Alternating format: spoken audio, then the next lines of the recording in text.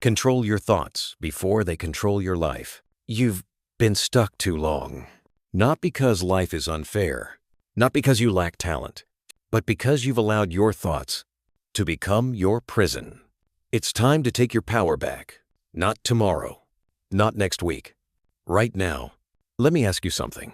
Have you ever just sat in silence and listened to the voice in your head? That voice that says, "You'll never make it. That's too risky. People like you don't succeed." The voice that sounds like you, but isn't really on your side? Yeah, that voice isn't your friend. It's your enemy in disguise. See, nobody taught us this growing up. Nobody told us that the greatest battle we'll ever fight won't be in the streets, won't be in the boardroom. It'll be inside our own mind. And if you don't learn how to master it, it will master you. I've been there. There was a season in my life where I couldn't move forward. Not because I lacked ability, but because I was drowning in thoughts I didn't control. Every time I had a dream, my thoughts killed it. Every time I had a goal, my thoughts sabotaged it. I'd sit in bed at night, wondering why nothing ever worked out. He blamed people. He blamed money. I blamed timing. But the truth? It was me. It was my thinking, my lack of discipline, my mental laziness. I didn't know how to say, "Stop, not today. You don't get to speak to me like that." And maybe that's where you are right now. You've got big dreams, but small belief. You've got potential, but new peace. You're working hard, but constantly doubting yourself, comparing yourself, criticizing yourself. That's what happens when your thoughts run wild, when they grow like weeds in an untended garden. Listen carefully. You are not your thoughts. You are the gardener. You decide what grows. You decide what dies. You decide what lives in your mental space. But if you don't make that decision, life will. And life doesn't always plant roses. It plants fear. It plants shame. It plants self-doubt, procrastination, anger, and the worst part is, you start watering them yourself. With every complaint, with every excuse, with every lie you believe about your worth. But today is different. Because today, you woke up and pressed play. Today, you said, enough. Enough of being controlled. Enough of being small. Enough of letting anxiety drive the car of your life. You're here to reclaim your mind, to build new patterns, to create mental muscle. Because you've realized something powerful. You can't live a powerful life with a powerless mind. And the good news? You don't have to stay stuck. You don't have to be a prisoner of your past, a victim of your upbringing, or a hostage to your negative thoughts. You can be free, but not by accident, only through intentional mental discipline. This audiobook, it's not a lecture. It's not a motivational high. It's a blueprint, a conversation, a mental reset. It's me and you, in the trenches together, taking back control. So I want you to promise me something. Don't just listen. Engage. Reflect. Pause when you need to. Cry if you have to. Shout if it hits your soul. Because this is your moment. The moment your life begins to shift. Because your thinking starts to change. And if you're ready, then take a deep breath. Let the past go and step into chapter 1. Because from here on out, you are no longer a victim of your thoughts. You are their master. Chapter 1. The thought that started it all. Let's go back. Not years, not months. Just one moment. A moment where a single thought, a quiet whisper in your mind, changed the entire direction of your life. Maybe it said, "You're not good enough. Who do you think you are? You'll fail anyway, so why even try?" And in that moment, you didn't challenge it. You believed it. You made it your truth. That one thought? It didn't just live in your head. It rewired your decisions. It shaped your confidence.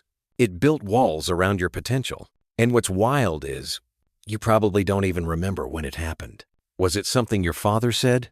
Was it a comment a teacher made in passing? Was it that time you tried and failed, and nobody showed up to cheer you on? It doesn't take a hurricane to break a house. Sometimes, it's a crack in the foundation. Silent, hidden, but dangerous. That's how our thoughts work. One little seed, planted in pain, watered by repetition, And suddenly, it becomes your identity. You're not afraid of the world. You're afraid of your own mind. You don't fear failure. You fear confirming the thoughts you already believe about yourself. Let that sink in. So, when we talk about controlling your thoughts, we're not just talking about mindset. We're talking about reclaiming your future, rewriting your story, refusing to be the villain in your own life. Here's the hard truth. Every decision you've made up until this point was influenced by what you believed to be true about yourself. So if you've believed you're unworthy, you've settled for less. If you've believed you're destined to struggle, you've rejected ease and abundance. If you've believed you're not lovable, you've pushed away the very people who could love you deeply. And none of that was fate. It was programming. Your thoughts became your operating system. But here's what most people never learn. You can reprogram the mind. You can override the thought that started it all. But first, you must expose it. So I want to ask you, what's the earliest memory you have of doubting yourself? Who planted that seed? And why have you allowed it to grow unchecked for this long? I know, this isn't easy. This isn't feel-good self-help fluff. This is surgery. We're going deep, cutting out the rot, clearing the mental infection. Because if we don't deal with that root thought, everything else we build on top of it will collapse. Let me tell you about Sarah. She was a gifted designer. Her ideas? Revolutionary. Her passion? Unmatched. But every time she sat down to share her work, she froze. Why? Because when she was 9 years old, her older brother laughed at her drawings. Just once. One moment. One careless comment. And that thought, "I'm not good at this," followed her into adulthood like a ghost. She went to college. She got the degree. She smiled at awards and nods of approval. But deep inside, she still believed her work wasn't good enough. So she hid. She dimmed. She shrank. All because of a thought she never challenged. But then, something changed. One day, her mentor asked, "What if that thought isn't true?" Not, "What if you work harder?" Not, "What if you prove them wrong?" Just, "What if that thought is simply not true?" It hit her like a wave. She'd built a whole life around a lie, a limiting belief, a memory she never gave herself permission to question. And from that day forward, she chose a new thought. Not because she had proof, but because she decided she was worth the risk. You see, you don't need permission to think better thoughts. You don't need validation to believe something new. You just need the courage to stop agreeing with your old story. So let's do this together right now. Close your eyes if you need to. Breathe in. Hold it. Now breathe out. And repeat after me. I am not my old thoughts. I am the thinker, not the thought. I choose what stays, and I choose what leaves. Today I reclaim my mental power. Pause. Let that echo through your spirit. Because that's where true transformation begins. With a decision. A decision to unlearn, to undo, to unhook from the lie, and step into your truth. So here's your first challenge. Catch your thoughts. Every hour, every day. Observe them like clouds. Ask yourself, would I speak this way to a child I love? If not, why speak that way to yourself? Name the lie. If it says, I can't, ask, says who? If it says, I'm not enough, ask, compared to what? Choose a new truth. One that empowers. One that builds. One that dares to believe in your future. Because the thought that started it all doesn't have to be the one that defines it all. You get to choose the next one. And it starts right now. Chapter 2. Mental discipline is not motivation, it's reprogramming. Let's make one thing clear. Motivation is a spark, but mental discipline is a fire you learn to keep burning. Motivation will make you feel good for a moment. It'll give you a dopamine rush, a wave of, I can do this. You'll post a quote. You'll write a to-do list, maybe even start that project you've been procrastinating on. But when life gets hard again, when emotions dip, when old habits creep back in, motivation disappears. And you're left alone, facing your thoughts. Once again, that's why people fail. Not because they don't want change, but because they think wanting it is enough. It's not. Desire is a start, but discipline is the system. And mental discipline That's where it all begins. You can't control your actions if you don't first learn to control your thoughts. Think of your mind like a computer. Motivation is a pop-up ad that says, "Change your life in Trent days." But mental discipline is going into the back end, deleting viruses, installing a new operating system, clearing junk files, setting new commands. It's not flashy, it's not sexy, but it works because it's reprogramming. And let me tell you the truth. Most of us are running on a broken script. We were taught what to fear, but not how to overcome fear. We were taught how to survive, but not how to thrive. We were taught how to look strong, but not how to build real inner strength. So we walk around reacting, overthinking, spiraling, repeating the same thoughts over and over again until they feel like reality. But reality is often just repetition. The more you repeat a thought, the more your brain believes it. It doesn't care if it's true.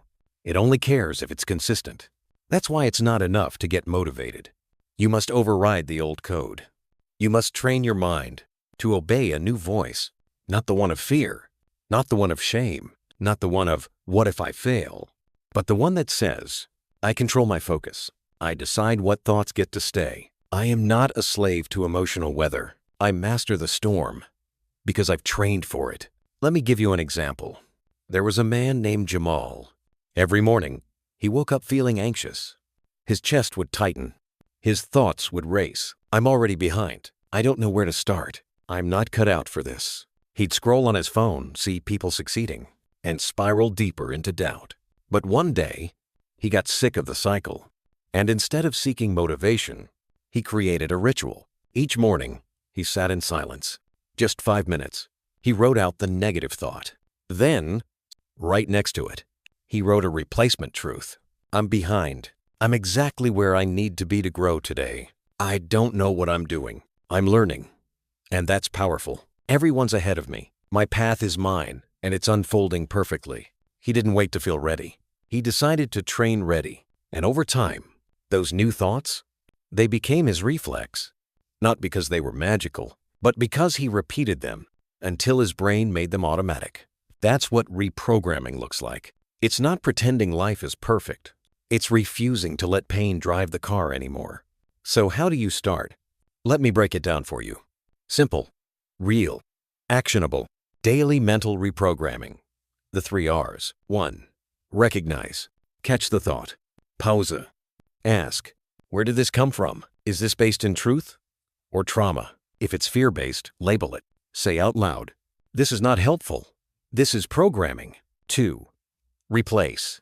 Now challenge the thought. Write down what you want to believe. Not what sounds nice, but what speaks truth to your identity. For example, "I'm lazy. I am healing. I am becoming more consistent daily. Nobody cares. The right people will see me when I fully see myself." 3. Repeat. This is the part most skip. But this is where transformation lives. Speak it daily. Say it in the mirror. Whisper it on your walk. Write it before bed. Why? Because the brain learns by repetition, not by intention. Let me remind you, you don't rise to the level of your goals. You fall to the level of your programming. And your programming, it can change. It must change if you want to be free. So I'll ask you this. What scripts are you still running that no longer serve you? What stories are you still telling yourself that keep you stuck?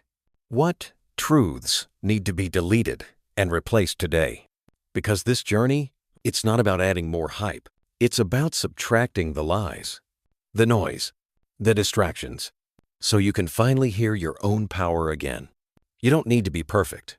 You just need to be programmed with purpose. And that begins now. Chapter 3. You are not your thoughts. You are the observer. Let me ask you something. Have you ever sat with your own mind in silence and just watched? Watched the chaos, the overthinking, the judgment, the whispers of self-doubt, the random flashbacks, the imaginary arguments you keep winning in your head. It's exhausting, isn't it? But let me tell you a truth that changed my life. You are not your thoughts. You are the one observing them. Let that land for a moment. You are not the anger. You are the one noticing it rise. You are not the sadness. You are the one watching it fall like rain. You are not even the fear. You are the one listening to it scream. You are the observer. And the moment you realize that, you take back your power.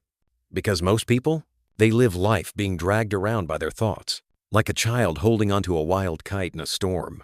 They believe every word their mind throws at them, every fear, every insult, every limitation. They identify with the voice in their head, as if it's them. But listen closely. The voice in your mind is just an echo of your past, your parents, your culture, your pain. And if you never pause to observe it, you'll live your whole life being possessed by it. Yes, possessed. Because what else would you call it? When something lives in your head, speaks without permission, and controls your choices without your awareness? That's not freedom. That's mental slavery. So let's take back control. Right now. Here's how. Step 1. Become still. Not scroll. Not distract. Not escape. Still. Close the door. Turn off the noise. Sit with yourself and observe. Watch your thoughts drift in like clouds. Don't chase them. Don't wrestle them. Just name them. That's fear. That's comparison. That's insecurity trying to get attention. See them for what they are, not truth. Just content. Like a TV playing in the background. You don't have to engage. You don't have to react. You can just watch. Step 2. Separate identity from activity. You are not an angry person. You are a person who experienced anger. You are not a failure. You are a person who experienced failure. You are not a mess.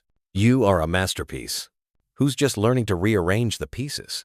This separation is key because once you stop identifying with the thought, you take away its power. A thought that says, "You're worthless," only has power if you say, "Yes, that's me." But what if you said, "No, that's just a pattern, not my identity"? What if every thought had to pass through a filter? A filter called, "Is this helping me heal or keeping me stuck?" You'd be shocked at how quickly your mental environment would shift. Step 3. Reclaim your inner narrator. Here's a hard truth. If you don't speak to yourself intentionally, your past will keep speaking for you. So today, I want you to choose a new voice. Not a fake one. Not a cheesy affirmation you don't believe. But a voice that is kind, firm, focused. Say this with me. I am the observer. I am not controlled by every thought. I choose what stays. I release what doesn't serve me. I am creating a mind I want to live in. You feel that? That's power. That's presence. That's freedom returning to your spirit.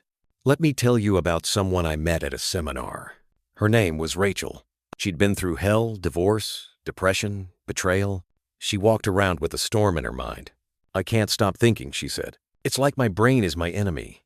But she learned something that changed her. She didn't need to control every thought. She just needed to stop believing all of them. So she began a practice. Every time a thought came in, she wrote it down, read it out loud, and asked, "Would I say this to someone I love?"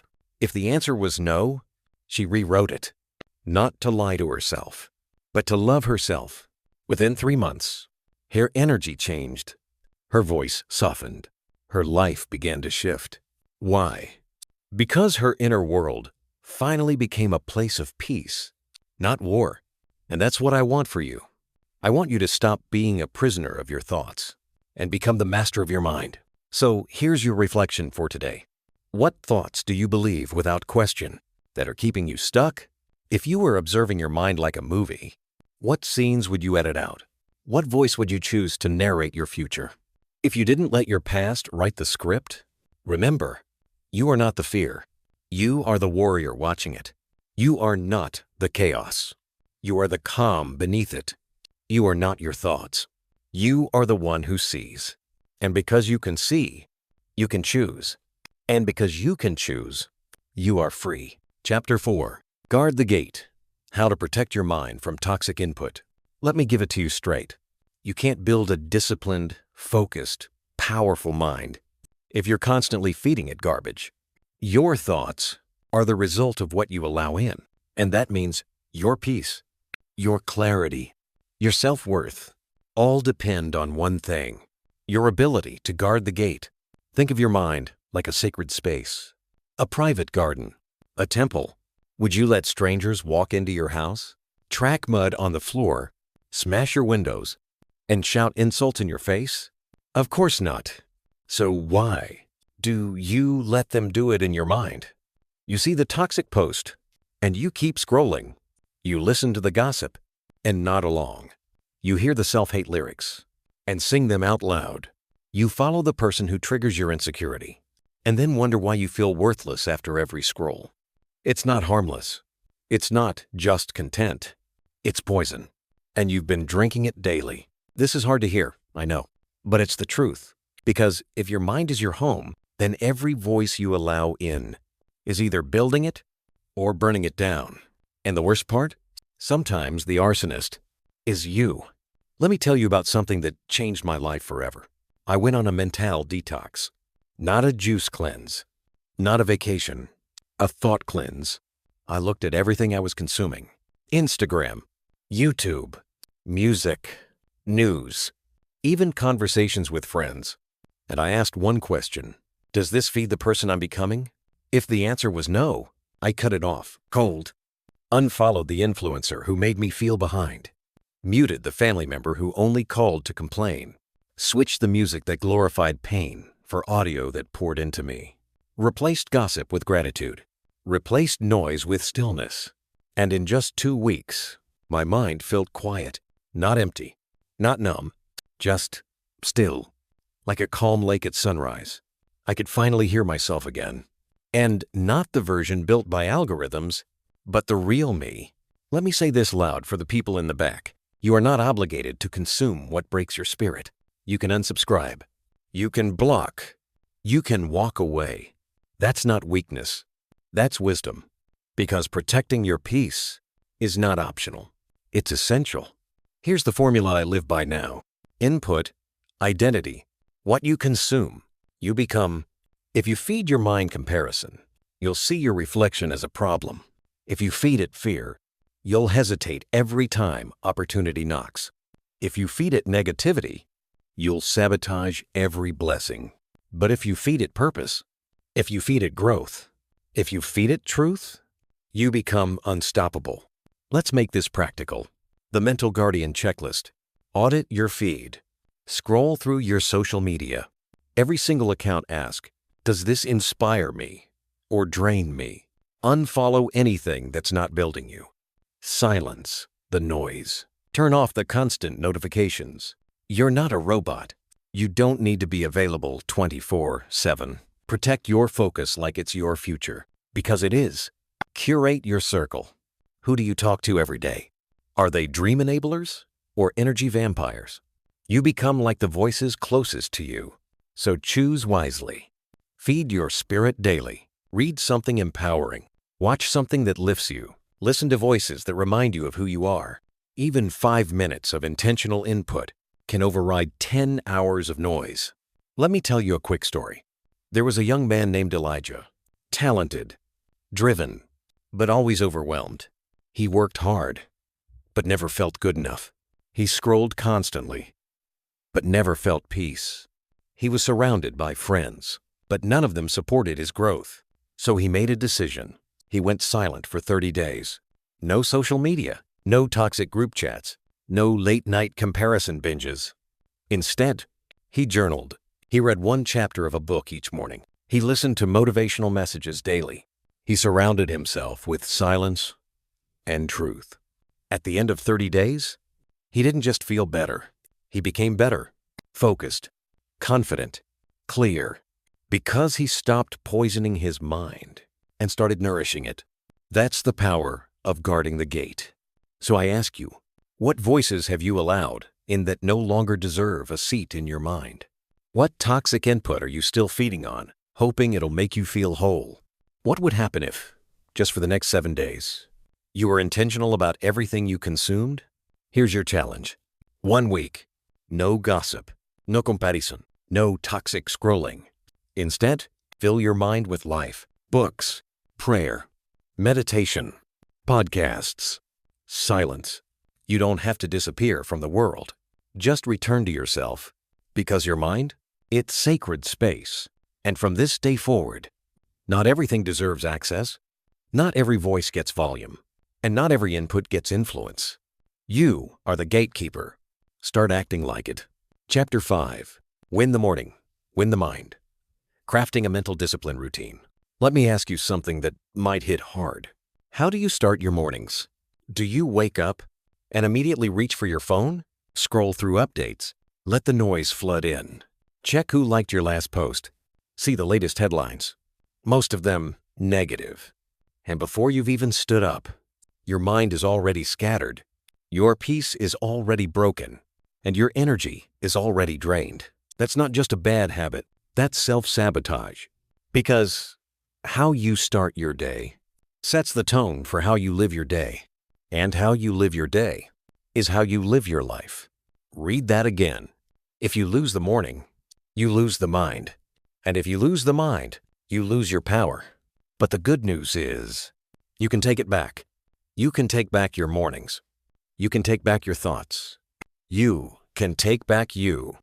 I remember when I was at my lowest, not because of money, not because of heartbreak, but because every day started the same. Wake up to the alarm. Check my notifications. Scroll aimlessly for a few minutes that turned into hours. Feel like trash. Rush through the day. And every night I asked, why do I feel behind? Why do I feel scattered? Why am I stuck in this loop? The answer was simple. I wasn't owning my mornings. My mornings were owning me. So I made a decision, one that would change everything. I built a mental discipline routine, and I never looked back. Let me walk you through what it looked like. Not theory, real practice. I call it the Power Start Routine. POWER. 5 steps to activate your mind. Pause before you plug in. Before you touch your phone. Before the world invades your head. Just sit. Breathe. Let the first voice you hear be your own. Let the first energy you feel be peace. This moment is your anchor. Even just 2 minutes of intentional stillness can break the addiction to noise. Own your thoughts with intention. Grab a journal. Ask yourself, what do I want to think today? What do I choose to believe about myself? Don't wait for the day to tell you how to feel. Tell the day who you are. Write it. Example, I am focused. I handle challenges with peace. I am not a slave to urgency. I will speak kindly to myself today. You're not reacting. You're directing. Write down what you're grateful for. Yes, it sounds cliché, but science proves it changes brain chemistry. Gratitude lowers anxiety. It increases joy. It grounds you in the now. List 3 things, small or big. The sunlight on my skin, the fact that I can walk, the awareness to do better today. Why does this work? Because a grateful mind has no room for victimhood. Exercise the body, energize the mind. You don't need a full workout. You just need to move. Stretch, walk. Do 10 jumping jacks. Breathe deeply. Your body affects your brain. Stillness in the morning might bring peace, but movement brings power. Blood flowing. Ideas flowing. Clarity. Confidence. Control. Read or listen to one thing that elevates you. Just one. One page. On a podcast. One voice of wisdom, truth, or growth. Not drama. Not noise. Not news. Fuel your mind like you fuel your body. If you start your day with junk thoughts, don't be surprised when you crash before noon. But if you start with light, you carry that light all day. Let me give you an example of how it works in real life. There's a woman named Hannah, single mom, 3 kids, 2 jobs. Every day felt like chaos. She said, I don't have time for self-care. But she realized she didn't have time to keep breaking down either. So she tried the Power Start routine. Just 15 minutes before the house woke up. And within a week, her tone shifted. Her clarity sharpened. Her joy returned. She said, it's like I finally remembered who I was before life got loud. That's what mornings can do. That's what you can do. So I ask you this. What are the first 5 minutes of your day currently doing to your mindset? Are you owning your mornings? or outsourcing them to distractions?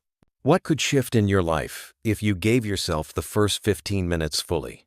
This isn't about perfection. It's about priority. If your mind matters, your morning must reflect it. No more snoozing your destiny. No more scrolling your peace away. No more letting the world write your emotional script before breakfast. From now on, you wake up with power. You rise with purpose. You move with clarity. You guard your gate before the flood comes. Repeat after me. I win my mornings. I command my thoughts. I don't wait for motivation. I create momentum. Say it again. Louder. Own it. Because from this moment forward, you don't just wake up, you rise. Chapter 6. When Fear Speaks Loudest. How to Respond Like a Warrior. Let's be honest. Sometimes the loudest voice in your head is fear. Not logic. Not truth. Not possibility. Just raw, unfiltered, paralyzing fear. And the worst part? It doesn't always sound like fear. It sounds like, what if I fail? What if they laugh? What if I'm not ready? What if it's too late? Familiar? Fear is smart. It wears disguises. It doesn't knock on the door yelling, I'm here to ruin your life. No. It shows up as procrastination, as perfectionism, as self-doubt, as overthinking everything until you do nothing at all. That's fear, working undercover. And if you don't know how to recognize it, you'll start calling it your personality. But hear me when I say this. Fear is not your identity. It's an alarm system. And you get to choose how you respond. Let me take you back to a moment I'll never forget. I was standing backstage before my first ever live speech. Crowd waiting, mic in hand, my name echoing through the speakers. And suddenly, that voice kicked in. You're not good enough. You're going to forget your words. They're all going to judge you. My hands were sweating. My heart was racing. My legs felt weak. And for a second, I almost let fear win. Almost. But then something inside me whispered, this fear is not a wall. It's a doorway. Walk through it. And I did. My voice trembled for the first 30 seconds. But then it rose. Then it roared. And when I finished, the crowd stood up. But more importantly, I stood up inside myself. Not because I was fearless, but because I refused to let fear be the final voice. You need to hear this. Being brave doesn't mean you don't feel fear. It means you feel it and move anyway. Because fear doesn't leave just because you wait. It leaves when you confront it. And that confrontation, that's what warriors are made of. Here's the truth about fear. It's ancient. It's wired into your survival. It's not here to hurt you. It's here to protect you. But protection is not the same as progress. And in today's world, most of what we fear isn't lions or danger. It's rejection. It's judgment. It's loss of control. Fear says, stay safe. But your purpose says, step out. And at some point, you have to decide, will you serve your fear or will you serve your future? Let's talk about what to do when fear speaks the loudest. The warrior response method. 1. Name the fear. Don't let it stay vague. Vague fear becomes paralyzing. Specific fear becomes manageable. Instead of I'm scared, say, I'm afraid I'll be rejected if I share this idea. I'm afraid I'll waste time if I fail. I'm afraid I'm too late. Now the monster has a name. And what you can name, you can face. 2. Challenge the thought. Ask, where did this fear come from? Whose voice does this sound like? What's the real risk here? Sometimes you'll realize the fear isn't even yours. It's borrowed, passed down, picked up, handed to you by someone too afraid to live fully. Give it back. You don't have to carry it anymore. 3. Take the small step. Anyway, fear grows when you freeze. Fear dies when you act. Not massive action. Just one step. Send the email. Record the first 60 seconds. Walk into the room. Say yes. Say no. Action shrinks anxiety. Every time you move through fear, you teach your brain a new truth. I survived, and I'm stronger than I thought. Let me tell you about a woman named Aisha. She had dreams of starting a YouTube channel. Powerful message. Healing voice. A heart full of wisdom. But fear kept saying, what if no one watches? What if I stutter? What if I embarrass myself? And for 2 years, she stayed silent until one day she asked herself, if I let fear win again, where will I be a year from now? And the answer shook her, exactly where she was. So she did it, afraid. Her first video was awkward. The lighting was bad. Her voice trembled. But she showed up, and the comments started rolling in. This is what I needed today. Please don't stop. You helped me feel seen. Now she's impacting thousands. Not because she was fearless, but because she acted anyway. That's courage. That's a warrior. And that's you. So here's your reflection for today. What fear have you been letting make your decisions? If you weren't afraid, what would you start today? What's one small action you can take right now to challenge that fear? Write it down, commit to it, then do it. Not because the fear is gone, but because you've remembered who you are. I am not my fear. I am the one who moves through it.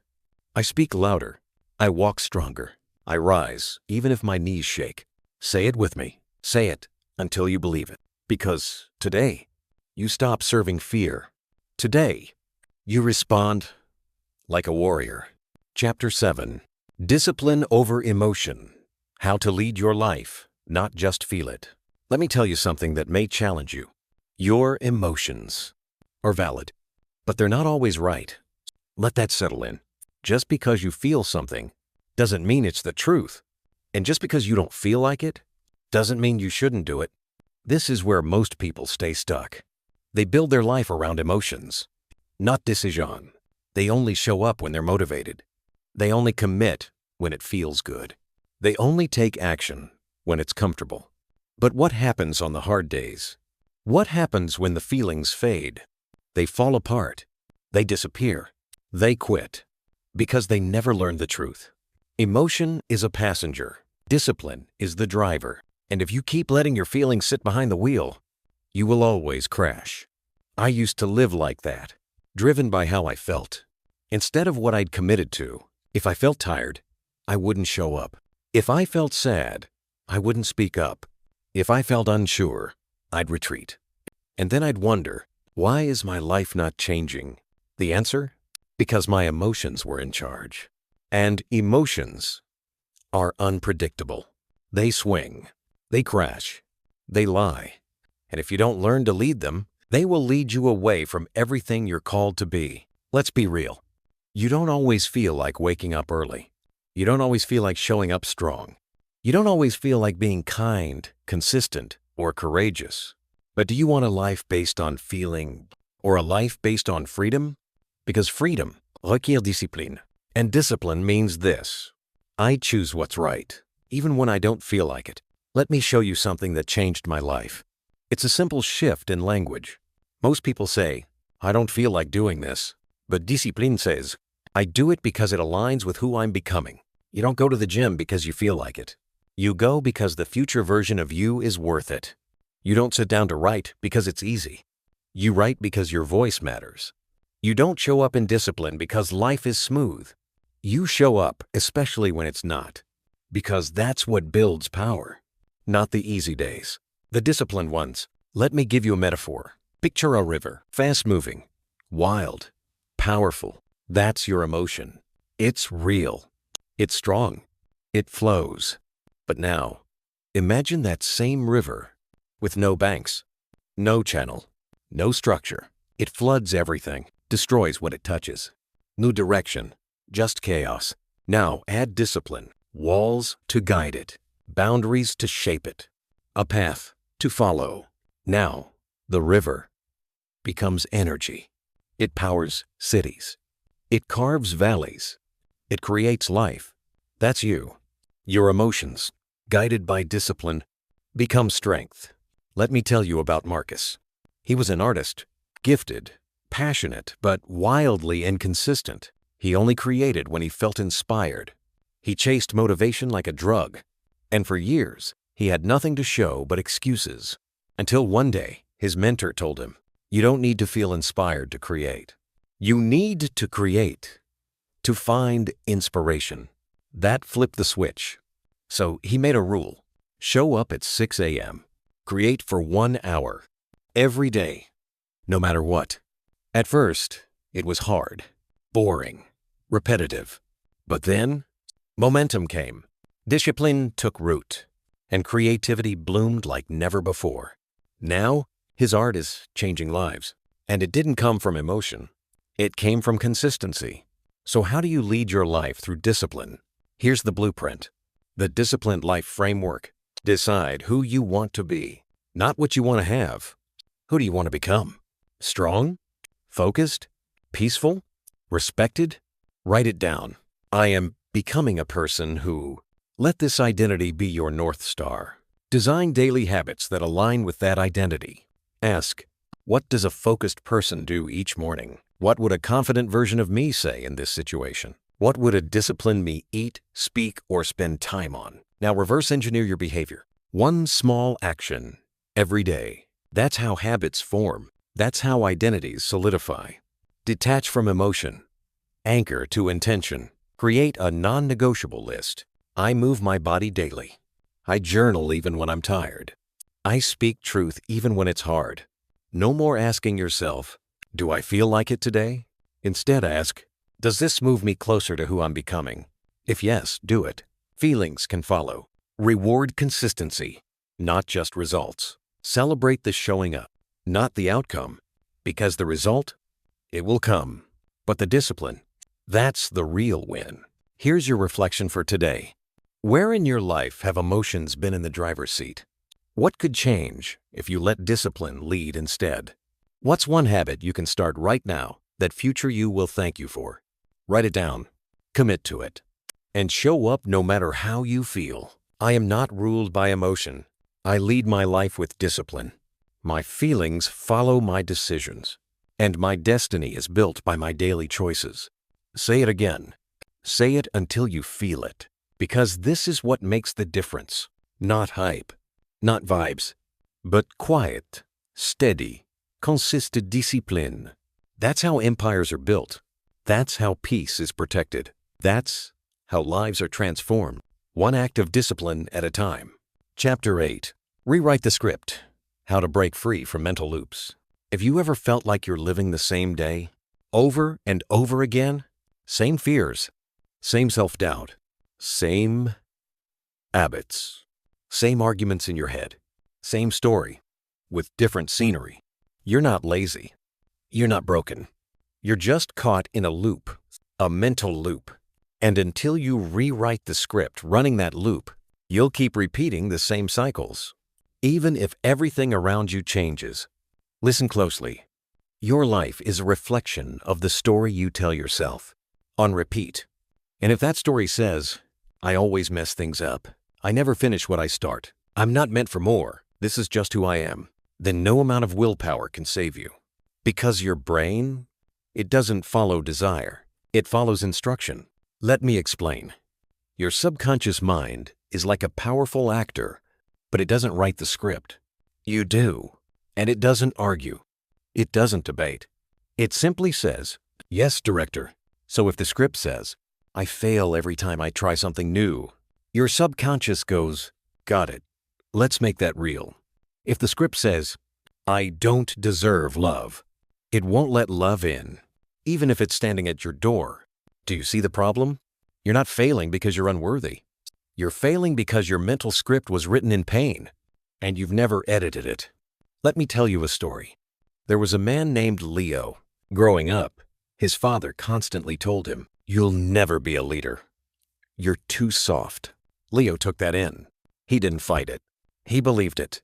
And by the time he was 35, he was still playing small, still shrinking, still afraid to speak up in meetings, still overthinking every word, still letting others take credit for his ideas. Why? Because his script said, you're not leadership material. Until one day, his mentor sat him down and said, Leo, I don't think you realize. You've been auditioning for a role you already own. You just need to rewrite the script. It hit him hard. He cried, not because of the truth, but because of the time he'd lost not knowing it. From that day, he did the work. Every morning, he wrote a new script. Every day, he rehearsed a new belief. It didn't feel real at first, but eventually, he believed it. And that's when everything changed. Leadership didn't start when he got promoted. It started the moment he stopped repeating the old lines. So here's the question I want to ask you. What outdated script have you been performing? Who gave you the lines? Was it a parent? A teacher? A breakup? A failure? And more importantly, why are you still letting it dictate your next scene? Here's how we break the loop and write a new role. The script flip method. 1. Identify the repeating thought. Don't just say, I overthink. Get specific. What's the actual sentence playing in your mind? I'll never get it right. I'm always behind. I'm not like them. I mess up everything. Write it down. That's the old line. 2. Trace the source. Where did that thought begin? Be honest. My mom always made me feel like a burden. That one teacher embarrassed me in front of the class. I failed once and never forgot it. It's not about blame. It's about awareness. You can't change what you won't confront. 3. Write the opposite script. Now flip it. Turn the lie into a truth you can rehearse. I am capable of growth. I may have started slow, but I'm accelerating now. I belong in every room I walk into. My past mistakes do not define my present power. Say it, write it, repeat it, every single day. 4. Visualize the new role. Actors rehearse. Champions visualize. So do it. Close your eyes. See yourself walking, speaking, thinking as the new you. Fail it. Live in it, even if only in your mind. The brain doesn't know the difference between memory and imagination, so give it something worth believing. Let me tell you this. You're not behind. You're not too late. You're just stuck in an old story. But the pen is in your hand now. And if you're brave enough to write something new, your entire life will shift. Because your thoughts, they're not just passing ideas. They're instructions. I am the author of my mind. I write the narrative. I release the old script. And I act in alignment with who I choose to be. Say that again. Now say it like your future depends on it. Because it does. Here's your challenge today. Sit for 10 minutes. Write down the top 3 toxic scripts in your mind. Flip them. Rewrite them as truth. Read them out loud every morning for the next 7 days. It will feel weird at first. Fake, even. That's okay. Because repetition is how belief is built. You didn't believe the lie overnight. And you won't believe the truth in one day. But if you keep showing up, your brain will catch up. And when that happens, the loop will break. The scenes will shift. The story will rise. And you will become the author of a life you actually want to live. Chapter 9. Silence the inner critic. Build a voice that lifts you up. You know that voice. The one that creeps in when you're about to try something new. When you're excited. When you're finally feeling a little momentum. And then, boom, it whispers, who do you think you are? You're not that special. You're going to embarrass yourself. You always fail anyway. That voice, that's your inner critic. And for some of us, it's louder than anything else in the world. It drowns out our potential. It mocks our growth. It gaslights our progress. And worst of all, we believe it. Let me tell you something raw. Your inner critic didn't come from nowhere. It was built, formed in moments of shame, grown in environments of fear, fed by rejection, strengthened by silence. It started as a whisper, and you never told it to shut up, so it stayed. It settled in, and now it talks like it owns you. But hear me, that voice is not you. It's a recording of pain, and you have every right to turn the volume down. Let me tell you about when mine used to rule me. I'd finish something meaningful. A video, a message, a project I poured my soul into, and instead of feeling proud, I'd hear that voice. You could have done better. That wasn't good enough. You're falling behind. So I'd overthink, delete, rewrite, and delay my dreams, all because I was afraid of myself. But one day, something shifted. I asked myself, would I ever speak to a child the way I speak to myself? The answer crushed me. Because no, I would never say those things to someone I loved. So why was I saying them? To me? Here's the truth. The voice you speak with inside becomes the life you live outside. You don't need to be bullied into growth. You need to be nurtured into it. It's time to retire the inner critic and build an inner coach. A voice that lifts you, corrects with kindness, pushes with purpose, speaks with compassion. So how do we do that? How do we silence the critic and amplify the coach? Let's break it down. Step 1. Expose the lies. The critic speaks in absolutes. You always mess up. You never do it right. You'll fail just like last time. But listen, absolute statements are rarely true. Start calling them out. Ask, is this really true? Where's the evidence? What's the other side of the story? The more you challenge the voice, the less power it holds. Step 2. Give the critic a face. This sounds strange, but stay with me. Visualize the critic. Who is it? A strict parent? An angry teacher? A disappointed ex? A younger version of you, trying to feel safe? Once you know who it is, you can separate from it. You can say, I hear you. I know you're trying to protect me, but I don't need you right now. I've got this. That alone creates distance, and distance creates clarity. Step 3. Write your new inner voice. Literally. Write the script of your inner coach. What do you want to hear when you mess up? You're human. This is how we grow. You're further than you were yesterday. We're learning. Keep going. Your worth is not based on this one moment. Now record it in your head. Speak it often. Let it become your new soundtrack. Because repetition rewrites reality. Step 4. Rehearse in real time.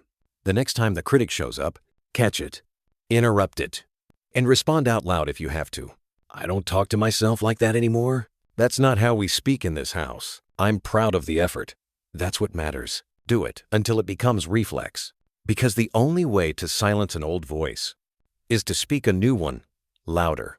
Let me share a powerful story. There's a woman named Diane. Brilliant, creative, but crushed under the weight of her own mind. Her inner critic was relentless. She never felt good enough, even when others praised her. So she did something radical. She recorded her inner coach on her phone. Every morning she'd play that voice. You're doing great. Today is a chance to grow. Even when you fail, you're still valuable. At first it felt fake, but after 3 weeks, she started believing it. Why? Because she'd heard her old voice for 30 years. But for the first time, she was choosing the one she actually needed. And everything changed. So I ask you now, what has your inner critic been saying that you're ready to let go of? What would your life look like if your inner voice was your biggest cheerleader instead of your worst enemy? What's the one kind thing you'll say to yourself every day this week? Write it, say it, own it, because you deserve to be spoken to with love, especially by you. I am done being my own enemy. I speak with purpose. I think with grace. I coach myself through storms. I lift myself every time I fall. Say it. Feel it. Breathe it in. Because from this moment forward, you are not your critic. You are your coach. And you were born to win. Chapter 10. Master the moment. How to stay present when your mind wants to run. Let me ask you something personal. Where are you? Right now? Not physically. Not geographically. I mean mentally. Are you here? With me? Or are you halfway into yesterday? Regretting the things you can't change. Replaying conversations that ended hours ago. Beating yourself up for what you didn't do. Or maybe you're already deep into tomorrow. Worrying about what might go wrong. What they'll think. What if you mess it up? Your body is here, but your mind is everywhere else. And that's the problem. Because peace, power, clarity, none of those live in the past or the future. They only exist in one place. This moment. The mind loves to run. It runs to pain. It runs to fear. It runs to fantasy. Why? Because the present moment requiert présence. It requires you to sit with yourself, to feel, to face, to breathe. And for some of us, that's terrifying because the present moment has no filters, no distractions, no noise, just truth. And we've spent so long escaping truth that presence feels uncomfortable. But listen to me. You will never heal in a mind that is always running. You will never feel peace in a moment you refuse to live in. And you will never find clarity by constantly rewinding or fast-forwarding your life. Let me tell you a quick story. There was a man named Kweku. Brilliant. ambitious, but constantly anxious. He couldn't sleep. He couldn't focus. He couldn't slow down. His thoughts raced day and night. Until one day, his therapist asked, "What's wrong with right now?" He paused, looked around. The room was quiet. His heart was steady. His bills were paid. His body was healthy. And he said, "Nothing." That's when it hit him. Most of his suffering wasn't coming from the moment. It was coming from his mind's resistance to the moment. So how do we master the now? How do we stay present when the mind wants to run? Let's break it down. Step 1. Breathe on purpose. Sounds basic, but it's everything. Your breath is your anchor. The moment you consciously breathe, you return to the present. Try it now. Inhale for 4 seconds. Hold for 4. Exhale for 4. Feel that? You're here. You're home. You're grounded. No fear. No past. Just you. Step 2. Notice without judgment.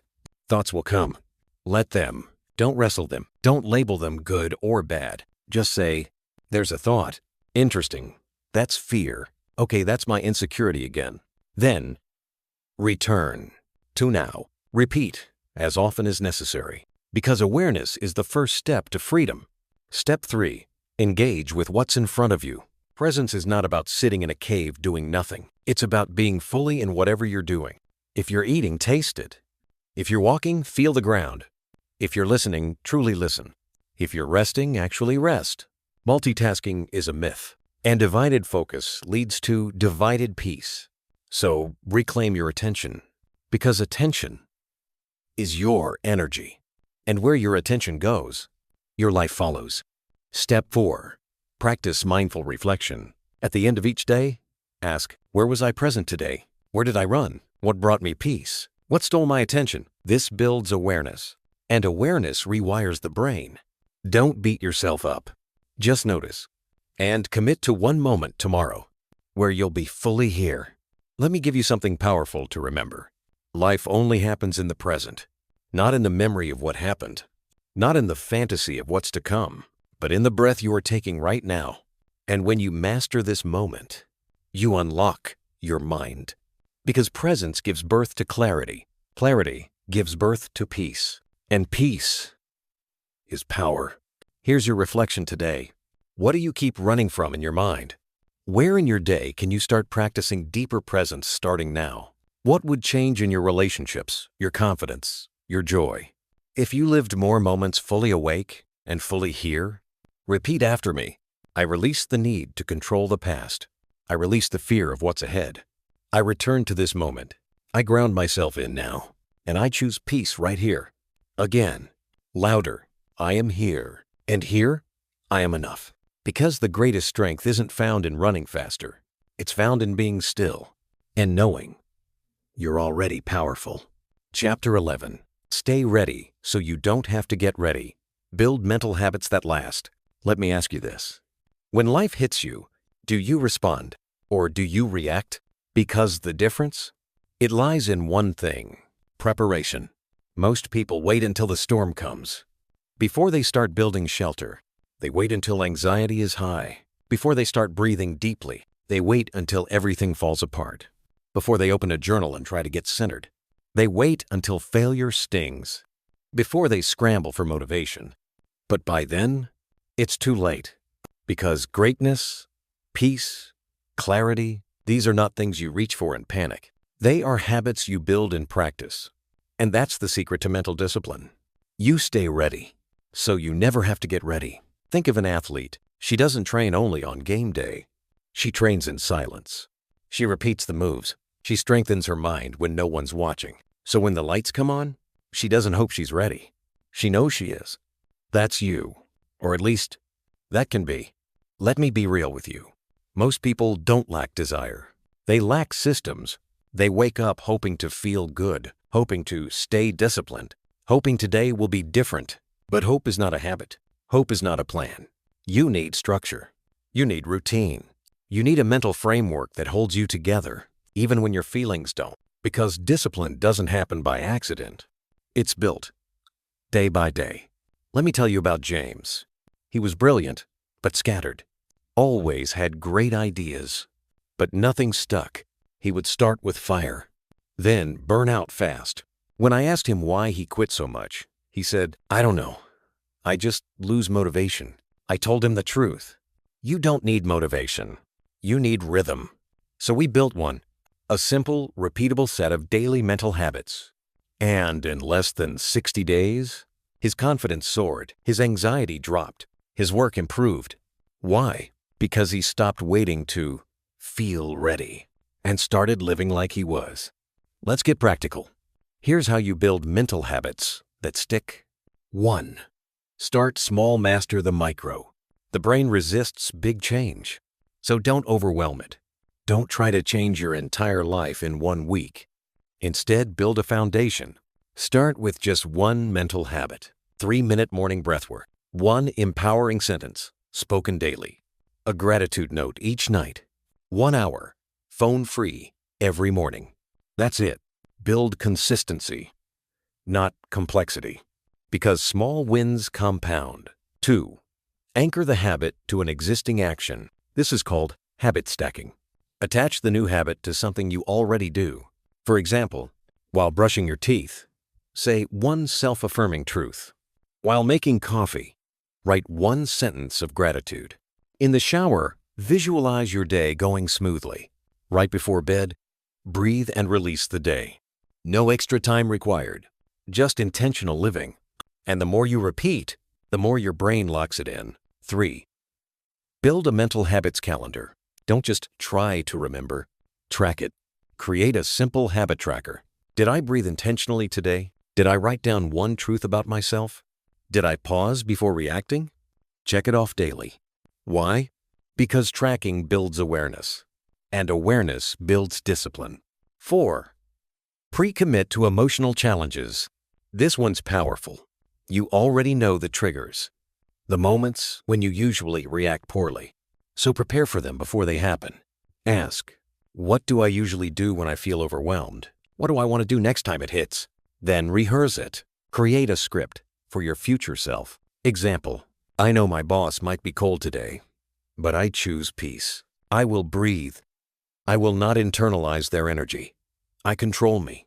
When you practice your response in advance, you remove the panic from the moment. You stay ready. Let me tell you about a woman named Nia. Every time her family gathered, her mother would criticize her.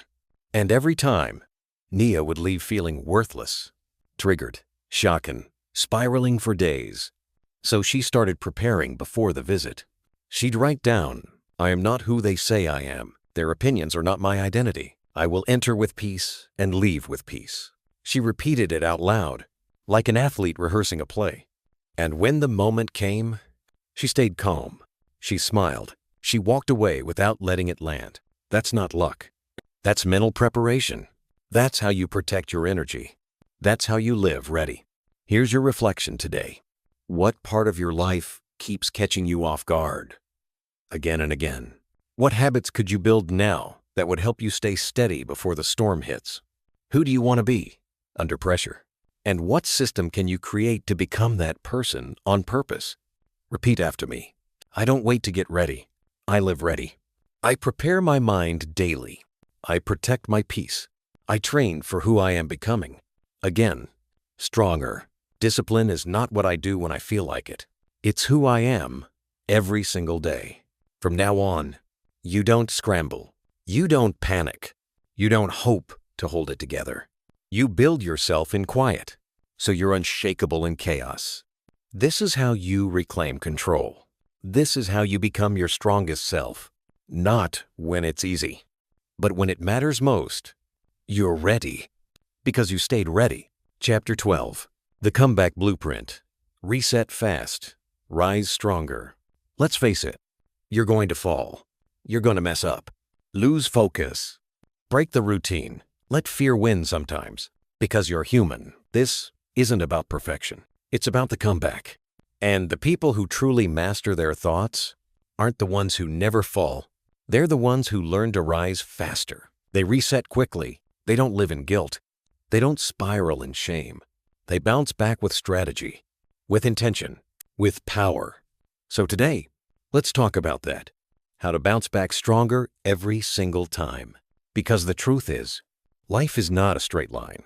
It's cycles, it's seasons, it's setbacks, it's storms.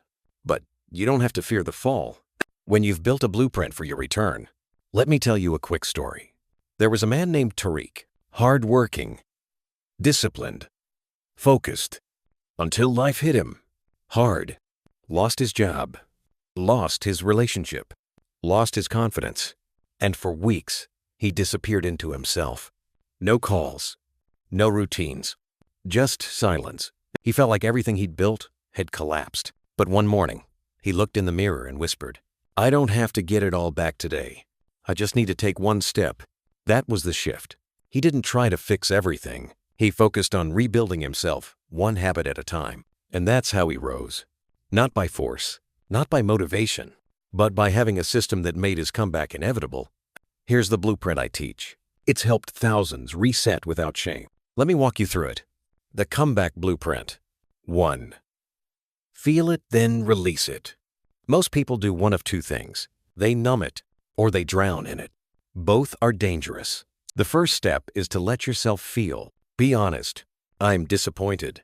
I messed up. I gave in to fear again. Feel it. Numb it. But don't unpack and live there. Give yourself a time limit. Say, I'm giving myself 24 hours to feel this. Then we move. And when the time's up, stand up, even if your knees still shake. 2. Reflect. Don't ruminate. Rumination is toxic. It's replaying the mistake without learning anything from it. Reflection is different. Ask, what led me to this? What emotion was I avoiding? What pattern do I need to interrupt next time? This isn't about guilt. It's about gathering data. Because your failure isn't final. It's feedback. It's the GPS saying, rerouting. That's all. 3. Reestablish your baseline habits. Don't try to rebuild everything at once. Start small. What are your baseline non-negotiables? The core mental habits that make you feel grounded? Morning breath work. 1 positive affirmation. Journaling your emotions. Reading 10 pages. 10-minute walk in silence. Pick 2. That's your reset ritual. It tells your brain, we're back. 1 step at a time. 4. Recommit out loud. Say it out loud.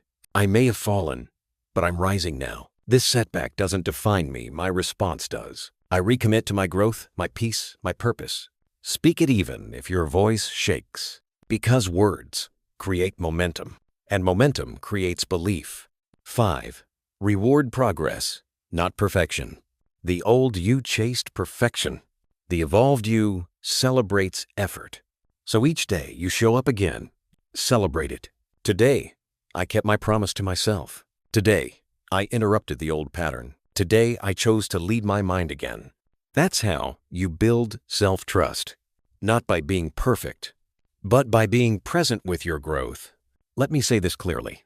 You are not your bad day. You are not your worst decision. You are not your relapse, your fear, or your flaw. You are a force. You are a learner. You are a master in the making. And your comebacks? They're building a legacy of resilience, of power, of self-leadership. So here's your reflection for today. What setback have you been carrying longer than necessary? What lesson is hidden in your last fall? What baseline habits will you recommit to today, no matter how small? Repeat after me. I don't fear failure. I know how to rise. I reset fast. I learn quickly. I return stronger every time. Again. This time with fire. My power isn't in how I avoid falling. It's in how I rise when I do. From this day forward, you won't spiral for days. You won't lose weeks. You won't collapse for months. Because now, you have a comeback system.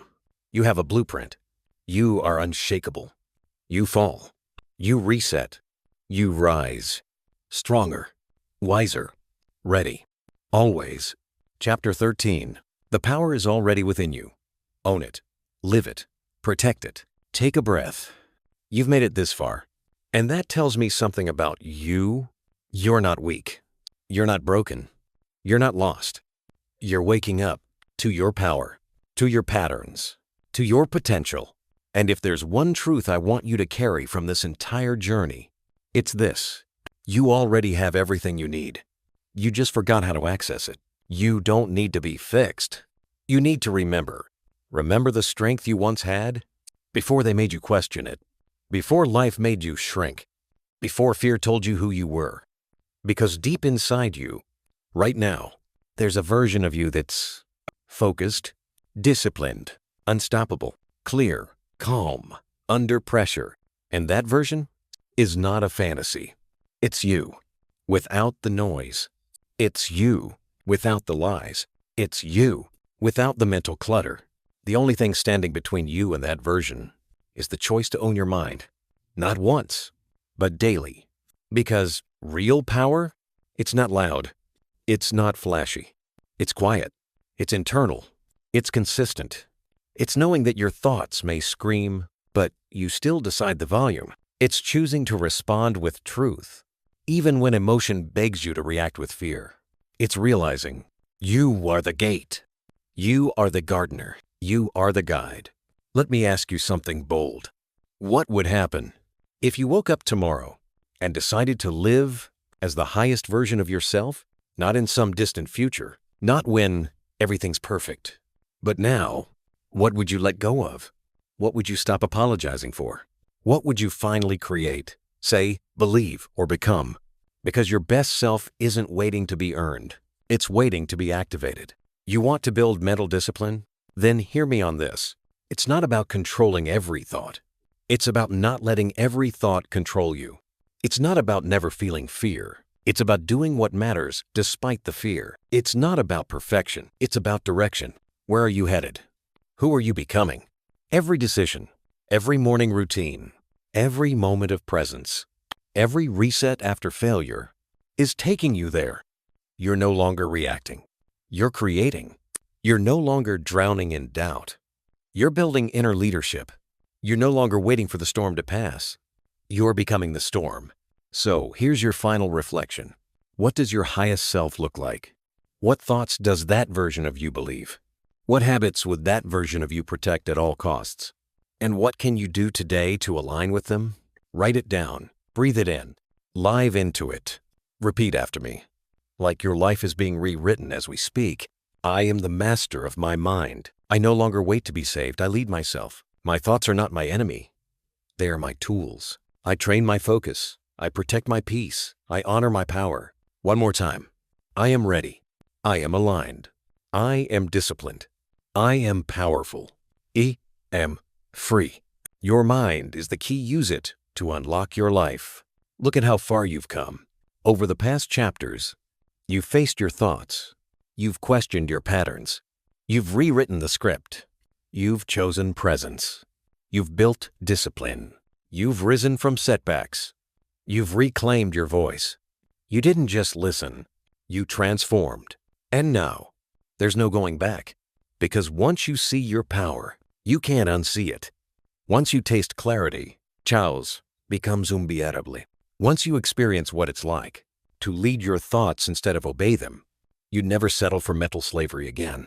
So here's my final encouragement. Don't go back to the old version of you. Don't get casual with your habits. Don't wait for the world to give you peace. Create it daily. And above all, keep showing up. Keep speaking life. Keep building that inner fortress. Keep doing the work because you're worth it. Like this video if it stirred something inside you. Subscribe if you're ready for more content that rewires your mind and reclaims your life. And don't stop here. Click the next video. Keep growing. Keep mastering yourself. Because mental freedom isn't a destination. It's a decision made daily by you. And now, you're ready.